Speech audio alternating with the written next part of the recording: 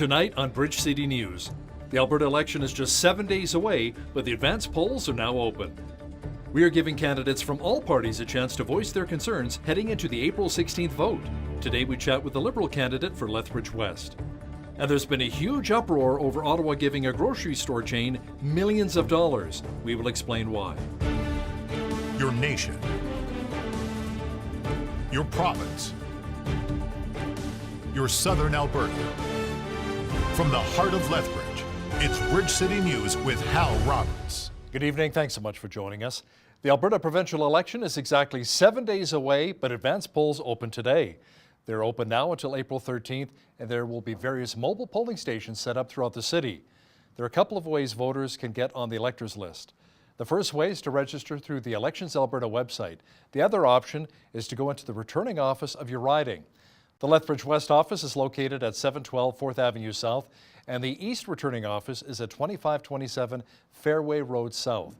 If you need more information, you can check out the Alberta Elections website at voterlink.ab.ca. All candidates' forums continue this week throughout the city. It's a chance for you to ask the political candidates questions one-on-one. Today from 5 till 7 p.m., the Family Centre downtown will have a family-focused forum. The topics of discussion will center on parents, children, and caregivers. On Thursday, Bridge City News will be at the Chamber-sponsored forum at the NBAC Centre's Canadian Western Bank Lounge from 6 till 8:30 p.m. We're giving many candidates an opportunity to let Albertans know where they stand on a wide range of issues. Pat Chiswick is the Liberal candidate for Lethbridge West, and she says her party wants to bring in a provincial sales tax. Basic goods and services won't be part of that provincial sales. Okay, so it's just on everything else. So if you're going to go out, buy a boat, you're going to go buy some beer, you're going to pay on it. But if you're going to go grocery shopping, okay, the basic goods and services, those won't be taxed. Catch my full interview with Pat Chiswick discussing taxes and how we can improve our education system. That's coming up in the second half of our show. NDP leader Rachel Notley says the proposed federal tanker ban bill for BC would impede our province's efforts to get oil to new markets. She says Bill C-48 is discriminatory and sets a double standard. She says Ottawa supports the liquid natural gas industry and tankers on the St. Lawrence Seaway and Newfoundland's Hibernia oil project. Notley made the comments to senators in Ottawa during a video link. The legislation passed the House of Commons last spring and is now being debated in the Senate. BC's Attorney General says his province is prepared to go to court if Jason Kenney becomes Premier and turns off the taps to the West Coast. David Eby made the comment after the UCP leader renewed his threat yesterday to use the legislation to cut oil and gas shipments to BC. The Alberta NDP passed a bill last spring that directs truckers, pipeline companies, and rail operators on how much product could be shipped and when. The legislation, however, is yet to be proclaimed. Eby sent a letter to Alberta Justice Minister Kathleen Ganley last May, in which he called the bill unconstitutional. Prime Minister Justin Trudeau says his threat to sue Conservative leader Andrew Scheer is about making sure there are consequences for lying in politics. He would not say if he would follow through on the lawsuit. Scheer said Trudeau's lawyer sent him a libel notice last month demanding he take back claims that PM interfered with the prosecution of SNC-Lavalin and lied to Canadians. I think it's important that all politicians be straight with Canadians in how they characterize their own actions and their own beliefs. I think we're going to have an election in the coming months. You can't be inventing things. You can't be lying to Canadians. And I think highlighting that there are consequences in short term and long term when politicians choose to twist the truth and distort reality for Canadians. It's not something we're going to put up with. There has been a huge uproar on social media after Ottawa announced that it is giving Loblaw companies $12 million. The funding will go towards helping the grocery chain convert refrigeration systems to help the company cut its carbon footprint by 23%. Many feel the feds should not be given Galen Weston, who's worth over $10 billion, $12 million. Loblaw reported a profit last year of $754 million. Now here were some of the comments on Twitter. One person says, "This should make up the difference for the bread price-fixing fiasco they paid back to us hardworking Canadians." Bruce says, "Sickening." SJ says, "So let's talk about corporate welfare, shall we?" And Jock says, "Why federal funds?" Canada's aiming to cut the emissions to 30% below 2005 levels under the Paris Climate Change Accord. The Liberal government says it is taking steps to stem the tide of asylum seekers who have been crossing into Canada from the U.S. illegally. This year's omnibus budget bill contains a provision that would prevent anyone who has made a refugee claim in certain other countries from making another claim in Canada. The budget is investing more money to make sure that the Immigration Refugee Board and the other agencies, IRCC, CBSA, have the necessary resources to process the number of claimants that are in the system. In addition to that, it's also introducing measures to treat the asylum system as a system and not in silos, to make sure all the agencies are working together to have a more line of sight from reception to removal, and also investing more in removals to make sure that people who have exhausted the system are removed from Canada, because that's also our law. Lethbridge police need our help locating a 15-year-old girl. Echo White Quills went missing on March 18th in Lethbridge. She's been in contact with her family, but they don't know where she is. White Quills is described as an Aboriginal female, 5 foot 3 inches tall and weighing 100 pounds. She was last seen wearing a white sweater, black sweatpants, beige sneakers, and a black backpack. If you've seen White Quills, call the police right away at 403-328-4444. Mental health in post-secondary schools is a topic which many say should not be taken lightly. Lethbridge College staff and students had an opportunity this morning to workshop ideas alongside the Mental Health Commission of Canada. 75% of first-time mental health diagnoses occur between the ages of 16 and 25. Karma Black, who is the Accessibilities Coordinator for Lethbridge College, says she's seeing these issues more and more every year. In the last 5 years, I've seen a spike in the number of students registering with accessibility services that have psychological disabilities, some of those caused by chronic stress in their lives. So by promoting good student mental health, I'm hoping to reduce the number of students registering with our office, reduce the number of students that are impacted in post-secondary education because of poor mental health. I guess maybe I'm trying to work myself out of a job.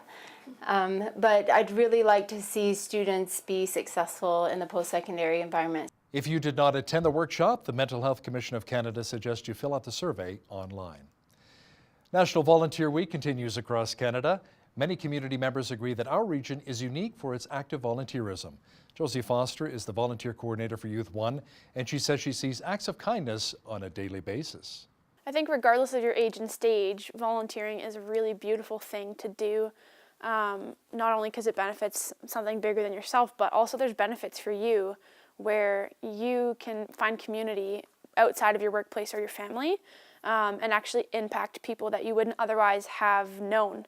And so when you volunteer with an organization, especially if it's a consistent thing, like Youth One, like our volunteers really get to know the youth and actually like mentor our youth. And I think that has obviously benefits like within themselves, so. Yeah. Going from a youth to a middle school drop-in lead, it's just been like a crazy fun journey to come from just like coming in every day, just playing Xbox or hanging out with friends, to actually having these responsibilities and like, okay, like someone's got to lead up front, someone's got to do concessions, someone's got to make sure the meals are prepped. Just like having that responsibility and being given that leadership role, it's for real and stuff, and it's amazing to see the trust they have in me, and they allow me to do that. Foster says volunteering can lead to many different opportunities, whether personal or professional. She also says giving back always opens unexpected doors. A sea of blue carts is ready to be delivered to houses across Lethbridge as the curbside recycling program gets set to begin in May. Well, we're really happy to start now moving forward with the final step. As you can see here right now, we have probably around 5,000 cars that have arrived in the first 2 days, and we're expecting to have somewhere between 10,000 and 15,000 this week. Again, we're really happy to be now to the final step where we're just ready to roll those carts to the residents starting next week. So at this point, what we're planning to do is the cars will be delivered between April 15th up to the first week in May. And we are going to be, the plan at this point is we're going to start in the north side, and then we're going to move southwest. For more information on what goes in the blue cart and more importantly, what needs to be left out, visit curbside.lethbridge.ca or give them a call at 311. Well, first we had the World Men's Curling Championships in Lethbridge, and now this October, the NMAC Centre will be hosting a special figure skating event. The Rock the Rink tour featuring Tessa Virtue, Scott Moyer, and Patrick Chan will hit our city on October 17th. The production will tour across Canada and a few U.S. cities. Tickets go on sale Friday, May 3rd at the NMAX Centre, or you can also pick up tickets at the Yates Theatre in Lethbridge. The U.S. National Weather Service has issued flood watches and warnings for several counties in Oregon's Willamette Valley after a weekend of record-breaking rain. The agency says close to 6 centimeters of rain fell in Eugene on Sunday, setting a new record. Flood warnings are now in effect for many other counties, as several creeks and rivers are already overflowing. Officials in Lane County have issued an evacuation advisory for those living in the Roe River and Coast Fork of the Willamette River floodplains. Meanwhile, in Nebraska, Samaritan's Purse volunteers are helping those who have been impacted by devastating floods. They've been helping homeowners remove debris and damaged belongings while offering encouragement in Jesus' name. You know, it was a perfect storm, really.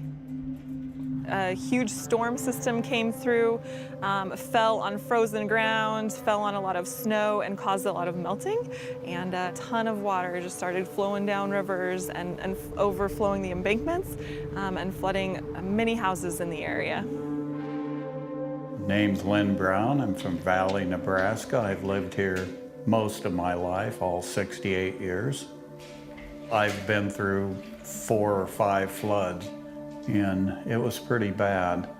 But when we got here into the house, we had about 38 inches of water here down in the basement. We had it a lot better than a lot of our neighbors. Samaritan's Purse is responding. We have volunteers on the ground working. We are primarily mudding out homes and basements, and there's a lot of challenges associated with the work here, just getting through the mud and working in these homes. The drive for me to come out and volunteer is to encourage somebody. We just started doing a complete demolition in this basement with water all over the floor, hauled out books, furniture, rugs, sheetrock, just helping this woman out who really could not do it on her own. I mean, they did a spectacular job. I call them angels. My wife said, yeah, thank God for them. Guys are awesome, I'll tell you. I can't imagine being faced with a flooded out basement, not having the physical strength or resources to even know where to begin, and then have a group of people like Samaritan's Purse show up and say, we're here to help. We're here to help. Whatever you need, we will help you with. I think it's huge. And we hope that what we've done here gets you a little further down the road. Obviously, the physical work is so important to these homeowners, but we want to go deeper. We want to go into the other storms in their life, the other hurts in their life, and address them and encourage them in that. Bring hope and healing to them in the midst of their despair.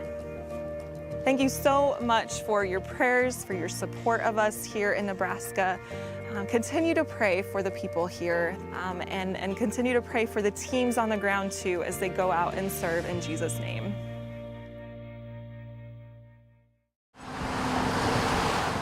Meanwhile, in northeast Alabama, tornadoes knocked down power lines and caused damage to many farms. Buildings and homes were badly damaged in rural Blount County. At least one person was reported injured. The weather agency says 2 twisters spun out of the same storm were responsible for the damage.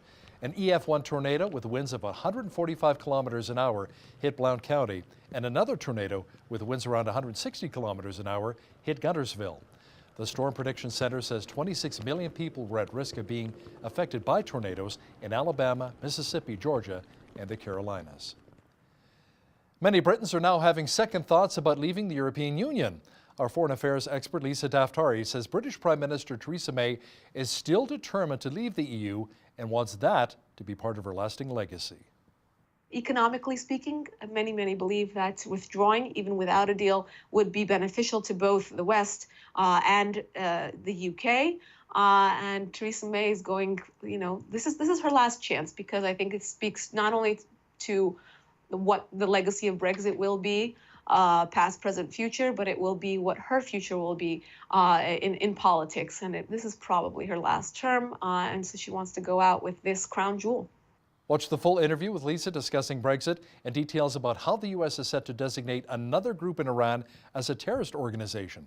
That's coming up after Business News. Israeli Prime Minister Benjamin Netanyahu and candidate Benny Gantz have cast their ballots in Israel's general elections today. Netanyahu is seeking his 5th term in office, but Gantz, who is a retired military chief, is giving him a stiff challenge.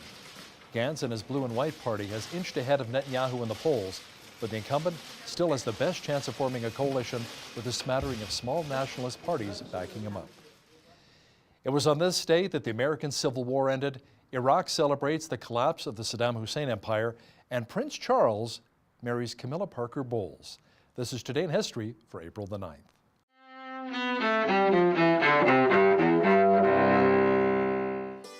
April 9th, 1865.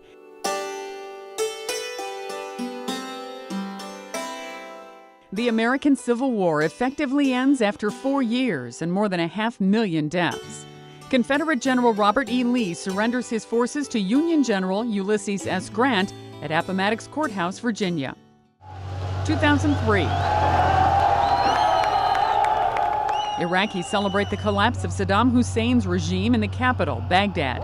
They topple a statue of their longtime dictator just weeks after the U.S.-led invasion of Iraq. 1959. NASA announces the first 7 astronauts for America's space program, a group dubbed the Mercury 7. 1939.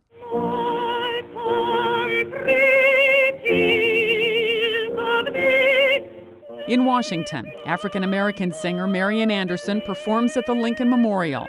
That happens after the Daughters of the American Revolution ban Anderson from singing at their headquarters because of her race. And 2005. We may grow together in love and peace all the days of our life. Prince Charles, heir to the British throne, marries his longtime love, Camilla Parker Bowles.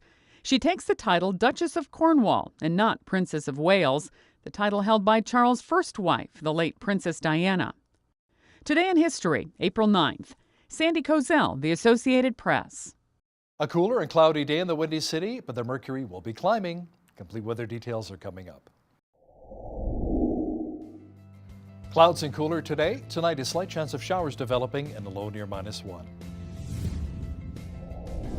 Tomorrow, a mixture of sun and cloud and a high near 10. Slightly warmer on Thursday with a high near 11 expected. Friday, mainly sunny with a high near 9. A great weekend is shaping up. Sunshine and 14 for both Saturday and Sunday. Monday, a low pressure system returns, bringing clouds, showers, and a high of 9.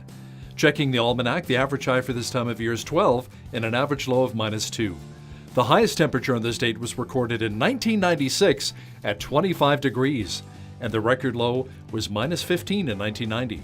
Sunrise was at 6:52, sunset at 8:14.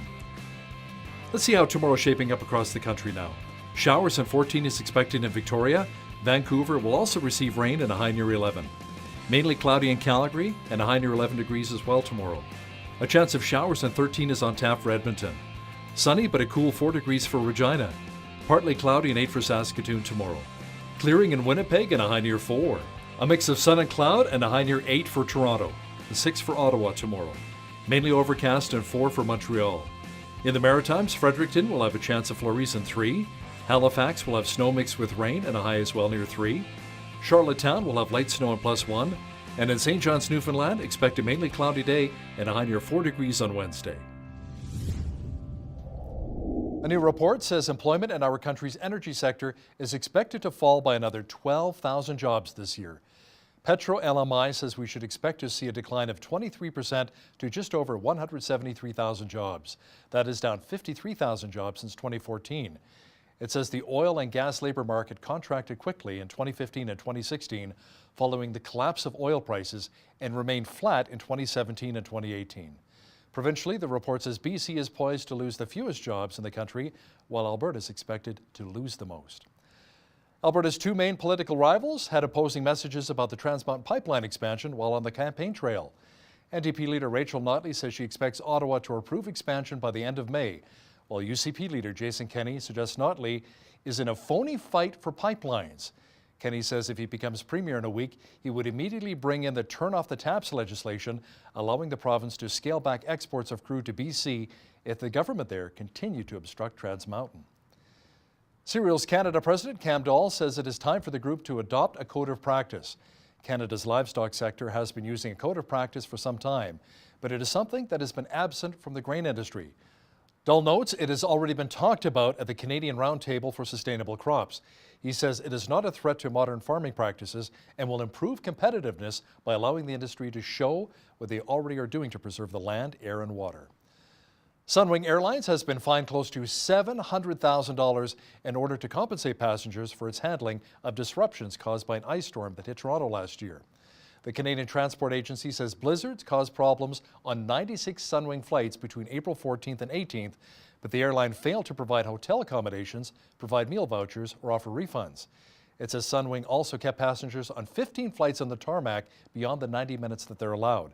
One case was longer than 6 hours and did not provide passengers with any food or water. Sunwing has since apologized to the 16,000 passengers affected and says it's taken steps to improve ground handling, scheduling, and communication during disruptions. Luxury parka maker Canada Goose says it plans to open 6 new stores, with half of them in Canada. The new Canadian locations will be in Banff, West Edmonton Mall, and in Toronto at Sherway Gardens Mall. The company already operates stores in Calgary, Vancouver, Toronto, and Montreal. The other new locations will be in Milan, Paris, and at the Mall of America in Minneapolis. Now here's a look at today's markets.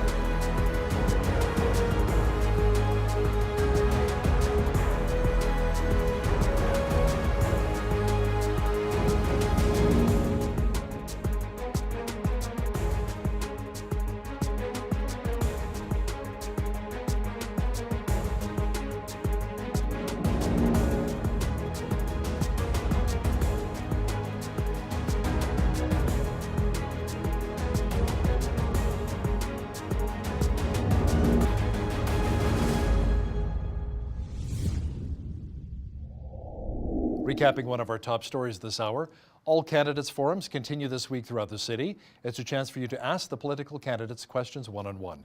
Today from 5 till 7 p.m., the Family Centre downtown will have a family focus forum.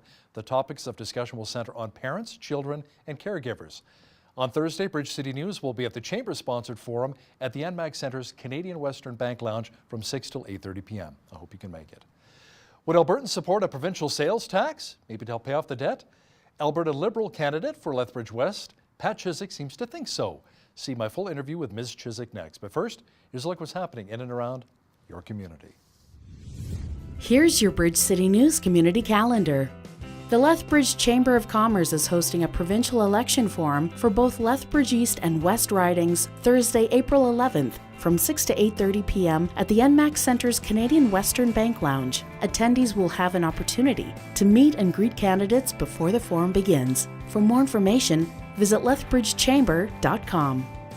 Come to a Paisinki workshop and learn how to make Ukrainian Easter eggs. This workshop is being held Friday, April 12th from 5 to 9 p.m. at St. Peter and Paul Ukrainian Catholic Church in Lethbridge. For beginners to expert level, create beautiful Ukrainian traditional Easter eggs. Cost is $25 per person, and to pre-register, email Joanne_Lavkolich at hotmail.com. Come for a fun time and help support a worthy cause. The Kidney Foundation Southern Alberta branch is hosting a 3-kilometer and a 6-kilometer walker run on Saturday, May 11th at Henderson Lake Park. The route is designed for walkers, runners, strollers, and participants with limited mobility. Register individually or as a team by calling 1-866-956-2724 or go online to kidneywalk.ca. And that's your Bridge City News community calendar. The provincial election is just over a week away, and we want an opportunity for all of the Lethbridge candidates to talk about their election platforms. Joining me now at the desk is Pat Chiswick. She's the Liberal Party candidate for Lethbridge West. Welcome to Bridge City News, Pat. Thank you for having me. So tell our viewers a little bit about yourself. Born and raised in Saskatchewan, came to Alberta, got my university here. Began at the U of A? teaching at the U of A, yes. Okay. I got my first 2 degrees there. Started teaching way up north at John Doe Prairie School. And then over the summers, I kept going back to the States to get my master's because I wanted to get into administration. Eventually, I moved down to Lethbridge area and was teaching with Horizon School Division. And lo and behold, I finished up there, and now I'm a retired teacher. So how do you think that experience as a teacher will help you as a political candidate heading into this election? It's unbelievable the characters that you meet coming into the school, from young people to the parents, to even the grandparents, and having to communicate with them. So you learn to work collaboratively, even within the staff that's in the schools. Everybody's different. Everybody has different priorities. And that's what makes it exciting. And I think that that's what makes me excited about running, is that it's something new, and I can work with a variety of people.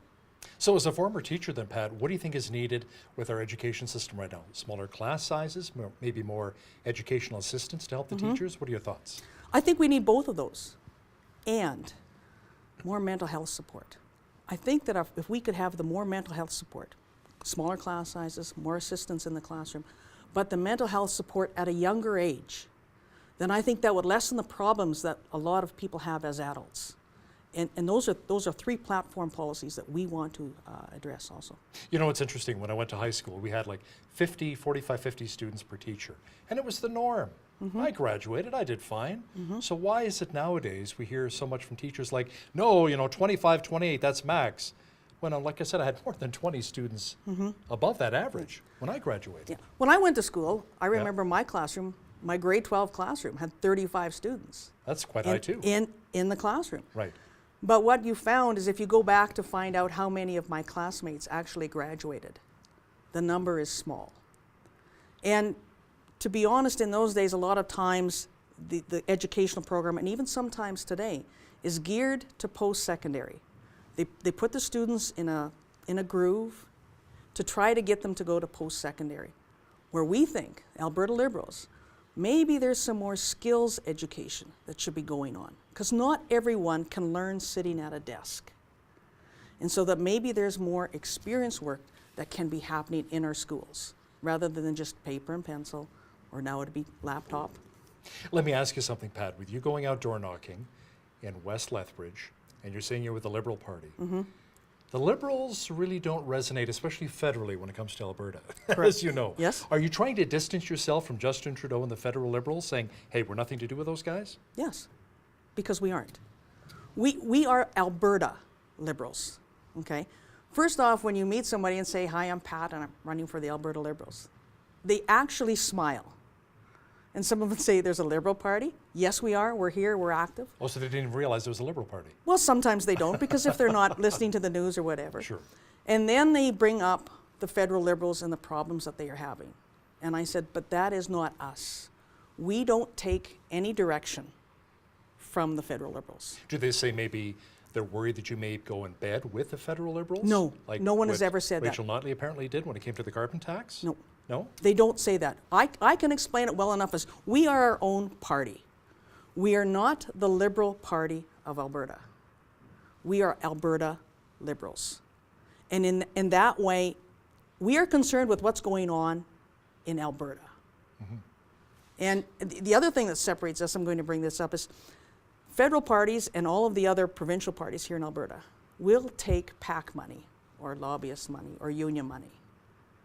Alberta Liberals, our own policy that we created, forbids us from doing that.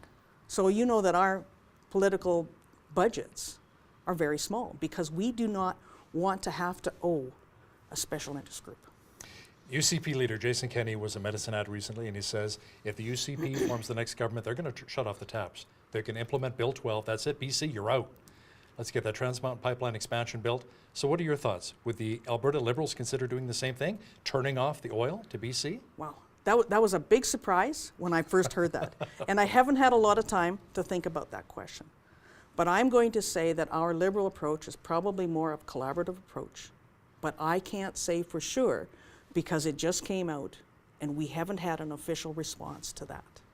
What does your heart tell you? What does my heart tell me? Yeah. No. No? That's what my heart tells me. My heart says is that we have a better way of negotiating to get the deal done.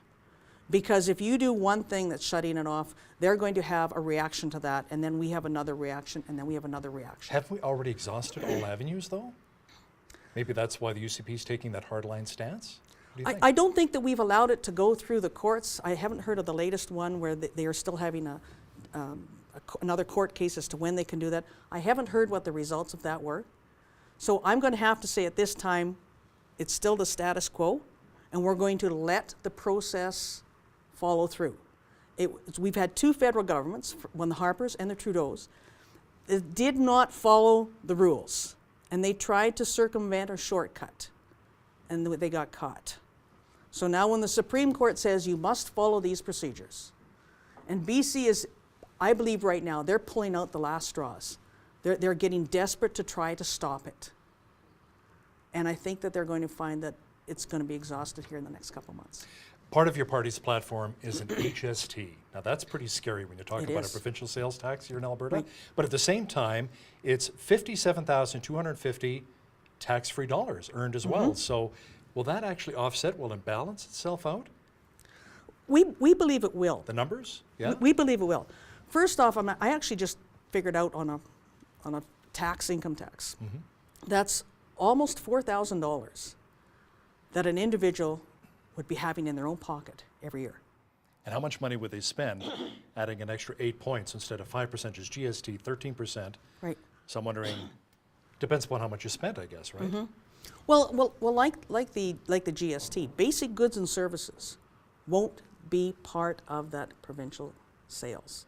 Okay, so it's just on everything else. So if you're going to go out, buy a boat, you're going to go buy some beer, you're going to pay on it. But if you're going to go grocery shopping, okay, the basic goods and services, those won't be taxed.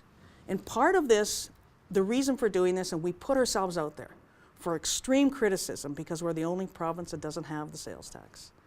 And so people are going to hate it, but yet no one's been questioning me on, just like this is the first question I've had to answer on this.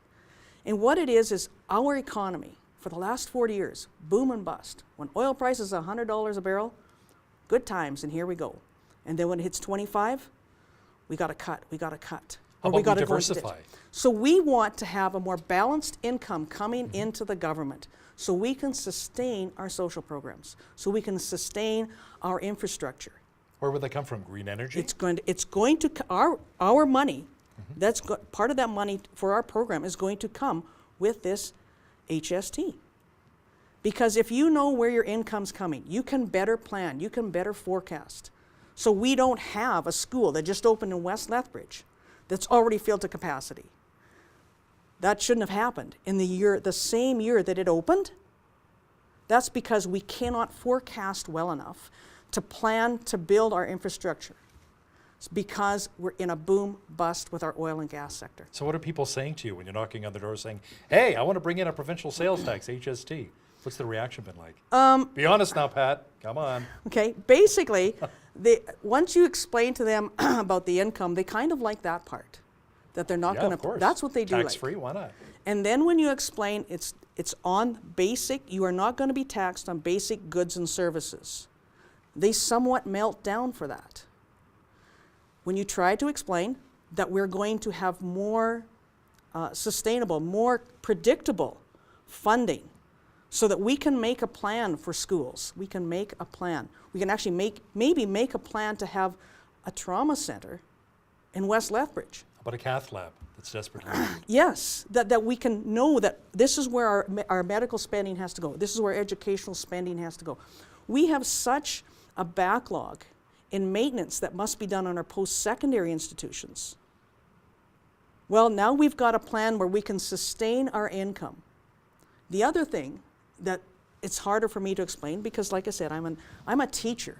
I'm not a financial person, so I may make mistakes on this. But if businesses are coming from outside of this province And they want to set up and say, hey, yeah, times are good. Oil's $100 a barrel, maybe, when if it gets there.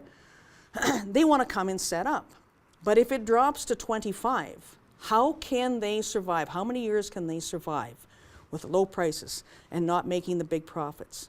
Where if you can create that roller coaster that doesn't have the valleys and the hills quite as high, that is what's attractive. They know I can come in and I can weather $40 a barrel. I can make some really good money at $80 a barrel, but we're not going to have that. And yes, they're going to be paying taxes, but the corporate tax is also going to come down.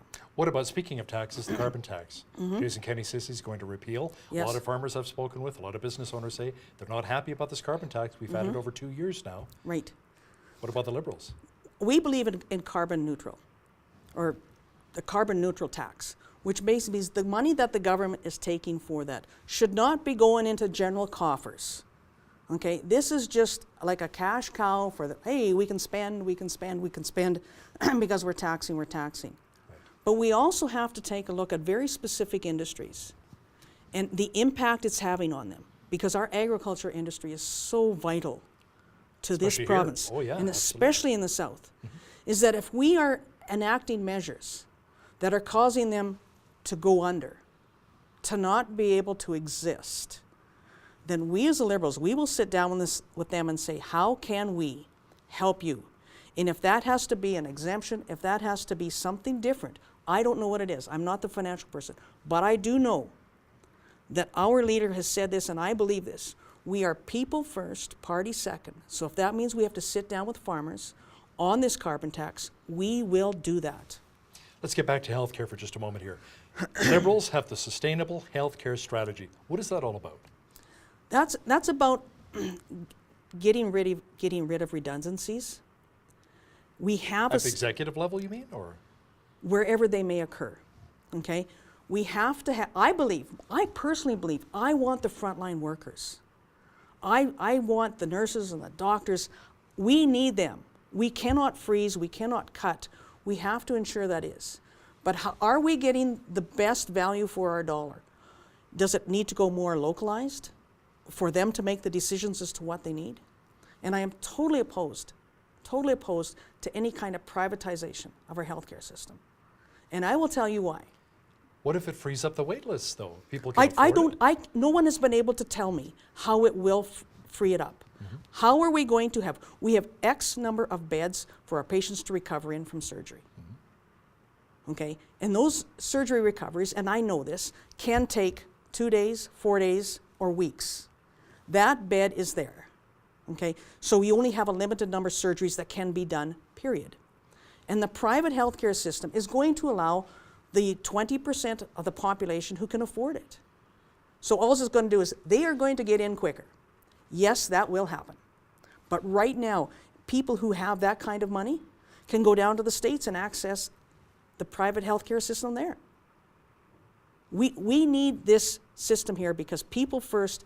I don't think the wallet and the money you carry in it should determine that you get your surgery before someone else. Now, speaking of beds, the Liberals also have a commitment to build 2,200 new beds, long-term care beds, over the next 4 years. Yes. Let's talk a bit about that. It's a plan. I mean, the long-term care beds is what we need. This is going to go in with the seniors. We've got a baby boom coming through, and that baby boom is going to grow and grow and grow in the next 20 years. So those long-term care beds are going to be needed for some of those, okay? And that's where we have to look. This is where the forecasting has to happen. And you have to be able to also forecast where the money's going to come from. I'm back to the HST. I don't know how popular that's going to be. I know. Let me ask you something. What are some of the biggest concerns that people have as you're heading out in West Lethbridge door knocking right now? What are residents telling you, Pat? The opioid crisis. Oh? That is, everybody keeps talking about it, how it has been handled, what we're planning on doing. I think the frustration came when they opened the safe consumption site here. And people are like, oh, what are they doing? They're giving out free drugs? No, they're not giving out free drugs, okay? But it was to try to protect the people who are the drug addicts. The most vulnerable. Yes, right. Because when that happens, They get a lot sicker from other things, from HIV to hepatitis, which is another burden on our healthcare system. So the idea of the safe consumption site was, let's keep them from getting AIDS. Let's keep them from getting hepatitis. What about the business owners who have concerns? Oh, that they've lost a lot of business. I believe that. You know? I have believed that. So how do you address their concerns? I have to figure out, I don't know how they chose that site. Now you have to figure out where these people are most of the time, and there has to be something in there. But because the site is there, it's already set up, how do we deal with it now? Greater policing, which is not harassing the people who use it, but greater policing right there, okay, to make sure that the businesses around there and the community around there is safe. Pat Chiswick, Liberal Party candidate for Lethbridge West, thanks so much for joining me in studio. Thank you for having me.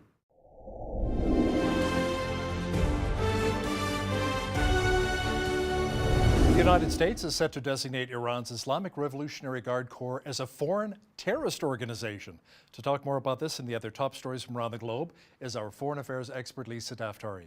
Lisa joining me once again from Los Angeles. Lisa, Iranian lawmakers are warning of retaliation if the U.S. designates the Revolutionary Guards as terrorists.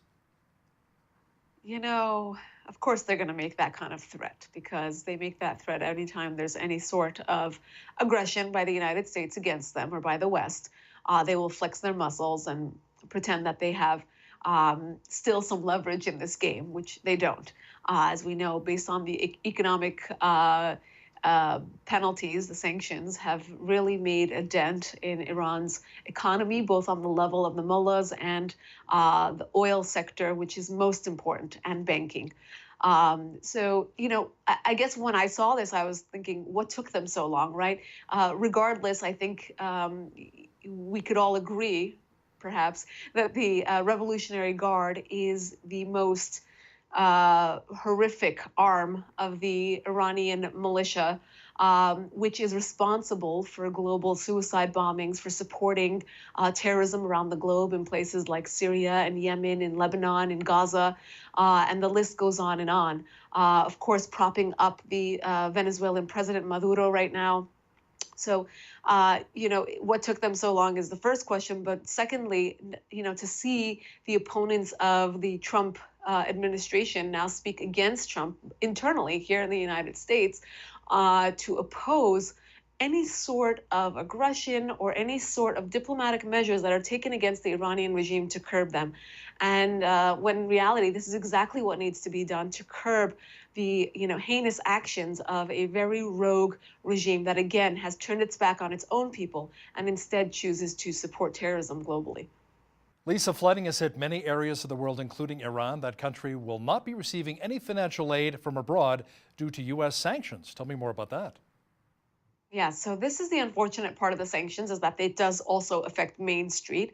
The Iranian people will definitely be affected, and not only because of the direct the direct damage of sanctions, but because of the pressure put on them by their regime, because of the excuse, or that they could hide behind the fact that there are sanctions. So, for example, the price of basic goods like bread and dairy products and eggs, meat, all being inflated, and worst of all, pharmaceutical supplies when people need cancer medications and very, very life-threatening diseases that need to be treated.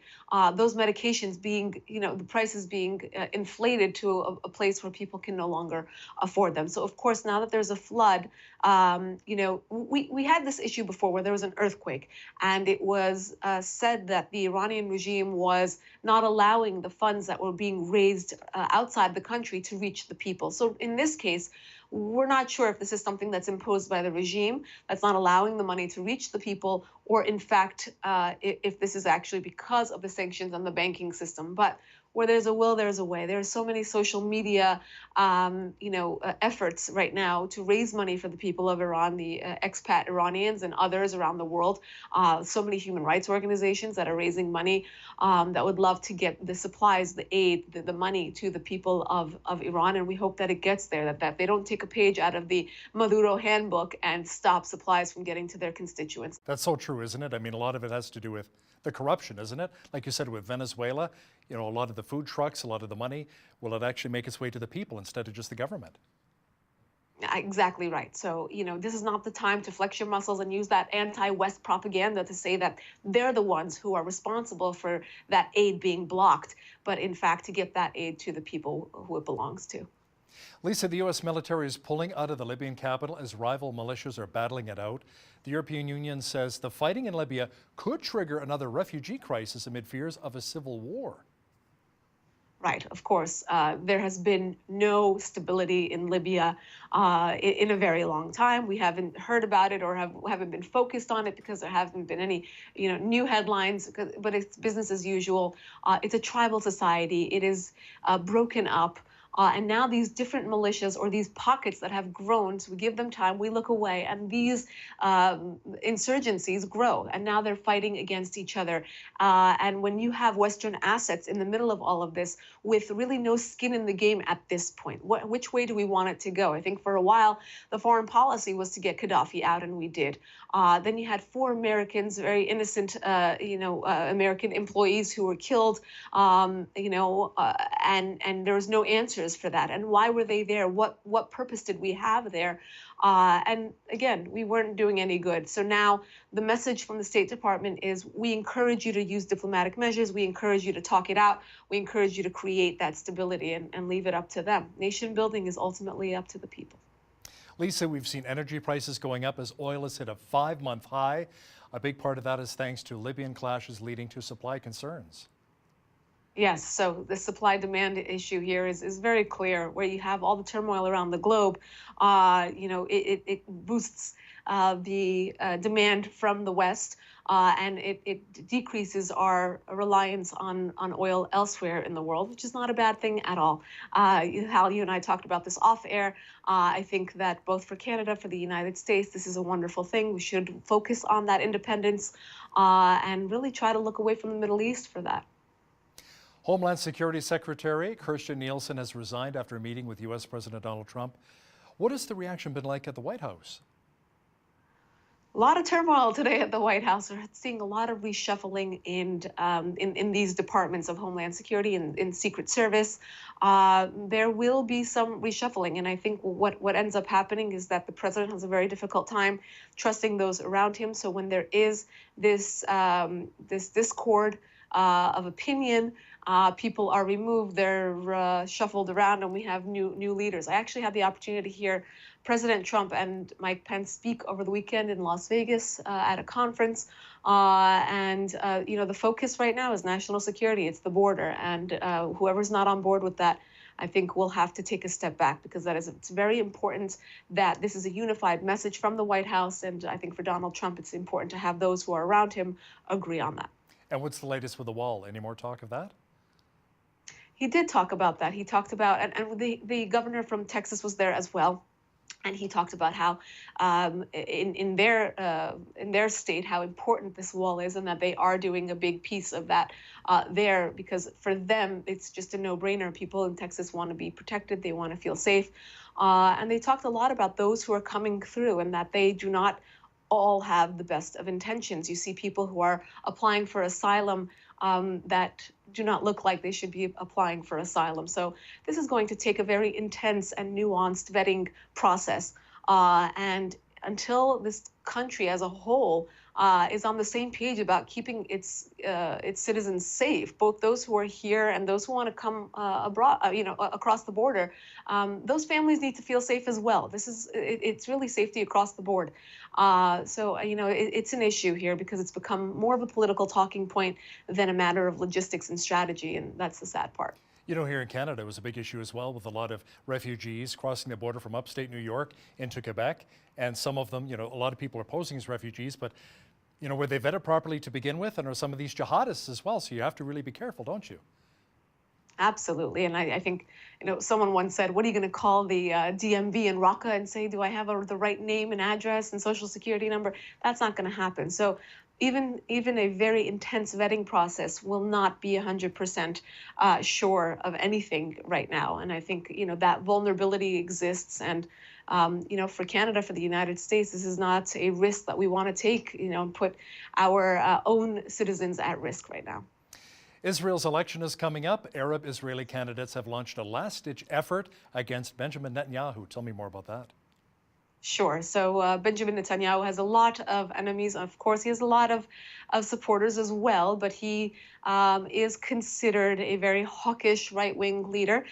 In the realm of national security, speaking of which, Bibi Netanyahu is considered number one. So Tuesday is election day. I think there's a very complex process by which the Israeli election system works. Even if you get the number of votes, you have to build a coalition. So you might not even become president, even if you win the most number of votes.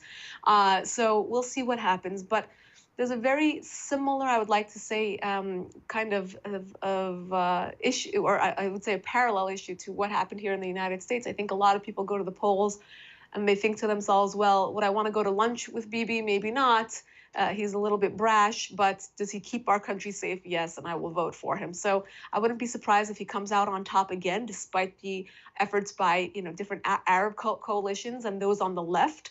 It's mostly the media in Israel. That's why we're seeing so many headlines against Bibi. But when you go to the country and you speak to people, there are a lot of people who are happy with the way that he's kept the country safer than it would be under anyone else. It's not a safe neighborhood, with regards to all these Arab neighbors that want to take Israel off the map. So for somebody like Bibi to be able to stand strong and do whatever the best that he can, I do think that he's won a lot of votes that way. Across the pond from North America, Theresa May is gambling it all in a last-ditch bid to deliver Brexit. The UK is holding out hope for a Brexit compromise by the Friday deadline, Lisa. Yes, we are getting very close and down to the wire, and it seems like Theresa May is putting out an olive branch, hoping to get others on board with whatever plan that she can with the Labour Party. And if she can't, it looks like they may withdraw without a deal, which I've spoken to many people who think that is not the worst case. The worst case would be to stay with the EU. Again, that's an opinion that I've heard many times over by many, many experts. I'm sure there's others who believe otherwise. But economically speaking, many, many believe that withdrawing, even without a deal, would be beneficial to both the West and the UK. And Theresa May is going, this is her last chance, because I think it speaks not only to what the legacy of Brexit will be, past, present, future, but it will be what her future will be in politics. And this is probably her last term, and so she wants to go out with this crown jewel. China is not buying a lot of Canadian canola right now. The embargo continues. But the Asian nation, Lisa, is purchasing a lot of gold. Tell me more about that. Yeah, pretty smart, right? Every time you turn around, it's something that we can learn from China. They are fortifying their economic, standing in the world, in the global economy. I think when they do see that the United States and others are trying to curb China's economic behavior with, what Donald Trump claims, and I'll loosely quote him when he says they're getting away with murder with regards to how they conduct themselves with regards to the economy and how they conduct global trade. I think that what is going on, what Donald Trump said over the weekend is that he has a very good deal that people will probably be happy with if it happens. And he did reiterate that a couple times. So we'll see if the deal will go through. And if it does, it looks like the United States will have the upper hand. We're hoping, because if the tariffs have gone on for this long and the economic pressures have gone on for this long, we're hoping that it's something that benefits the West in the long run. So again, it makes sense that China's doing everything they can to fortify themselves at this point. Lisa, we only have a few short moments left here, but closer to home and right beside us in British Columbia, a lot of major forest fires are breaking out once again. It's only April right now. What about in Southern California where you are? Nothing yet, but we've had a very, very cold, and I say that tongue-in-cheek, but it's true, winter, probably the coldest February, I believe, and I'm not sure about March, on record. We're having a beautiful day today. It's actually very warm, but the temperatures are gonna go right back down again. So spring's been late here in Southern California, which, as you said, because of the fires and because of the history of fires and the people that were devastated by the previous fires have a chance to recuperate and get a break from the fires in this part of the country. Lisa, keep warm, and thanks again for joining us. Thanks. On behalf of all of us here at Bridge City News, I'm Hal Roberts. God bless, be safe, and have a great night.